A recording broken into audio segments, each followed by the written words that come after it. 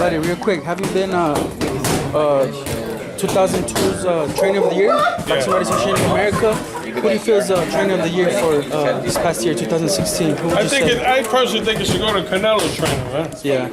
He's done a great job with Canelo, man. I don't care what anybody says. I mean, he's a much better fighter, man, you know? Yeah. I mean, it's not how big a fight you won. I guess it's how good the guys look. I mean, he beat Cotto easy. Yeah. You know what I mean? He beat Smith easy. I mean, his jab has got. I think he does such a good job with the fighter. You know.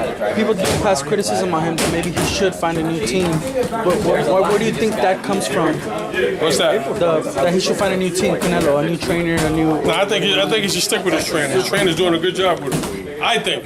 Yeah. You know what I mean? I don't look at big things. I look at little things, man. You know what I mean? Cotto wants to rematch with him. What would it take to a rematch with the? Right now he can't beat Canelo right now. Too big. He's too big, man. It looked like a light heavyweight fighting a welterweight when they fought. Yeah. And personally, I think Canelo just carried it. Personally. You know what I mean? Canelo didn't really open up in that fight. If you really watch him, he didn't really press no attack. He just used his jab and fought a smart fight. With his fight with James Kirkland falling through, he's looking at a possible bout with Juan Manuel Marquez. What would you take to Cotto Marquez? Which Marquez? Juan Manuel Marquez. Is that even possible? I mean, and what way would that have to take place? If you were negotiating the fight, what way would you recommend if you were 47. 47? But Marquez is not a welterweight. Yeah. He's not. I mean, when he fought Floyd, you know what I mean? When he was younger and fought Floyd, you could see the extra weight bother. Not that it would have mattered, but you know, how long has it been since Marquez fought? It's been a good 2 years, I think. Can Cotto make 147? Yeah, I think he can. Yeah. I really don't know. Yeah. But I mean, so I don't know if he's comfortable now, junior middle. I don't know. I don't know if he had trouble making 47. So it's a hard question for me to answer. But I mean, Marquez can't fight at 50. It's too small.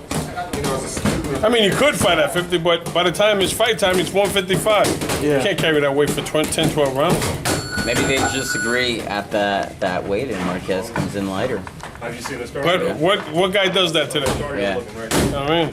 What were your thoughts? Because he just mentioned Canelo Chavez Jr.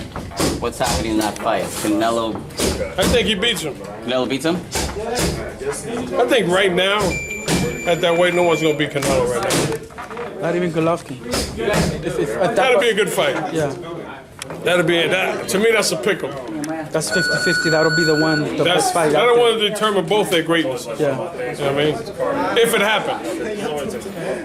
Hey, if Sugar Ray Leonard could come from welterweight champion and fight Marvin Hagler, and I think that Canelo should come from junior middleweight champion and fight Triple G. But that's the difference today, man. These guys today, they want a guy to come in 2 pounds. It takes the fun out of the sport. Yeah.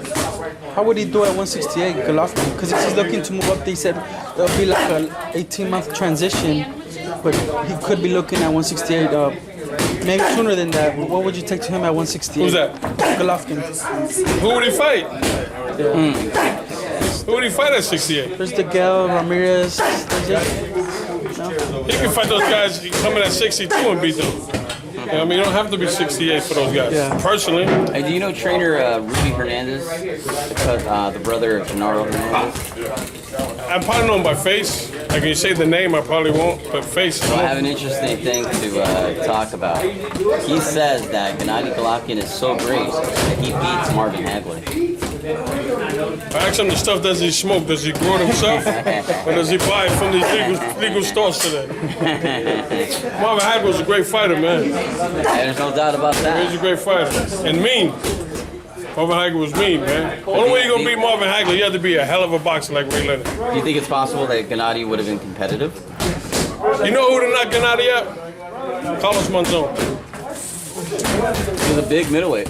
One of the greatest middleweights. He don't get the he don't get the recognition. Yeah. But Carlos Monzon was a bad man.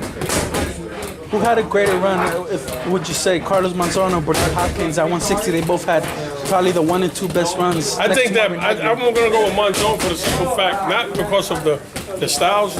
He fought better opposition. Benny Briscoe would have beat Triple G. Got a feeling. Benny Briscoe was never a world champion, but he's a great fighter. He fought Rodrigo Valdez. He fought Monzon twice, once to a draw. I mean, Manny Briscoe would have beat Triple G. Yeah. Does that matter being a world champion? Does that validate your greatness being a world champion? I know back in the days there was maybe greater competition, but nowadays does that validate your greatness being a world champion, or is it could be maybe a one-time thing, a one-hit wonder, so to speak? Exactly. So I don't believe you got to be a champion to be a great fighter. But there's so many great fighters who never got a chance to fight for the world title. That were great fighters. If you get a chance, go home and look at a guy named Henry Hank and watch his defensive moves. He keeps his left hand right here, and he was a middleweight, but he fought light heavyweights.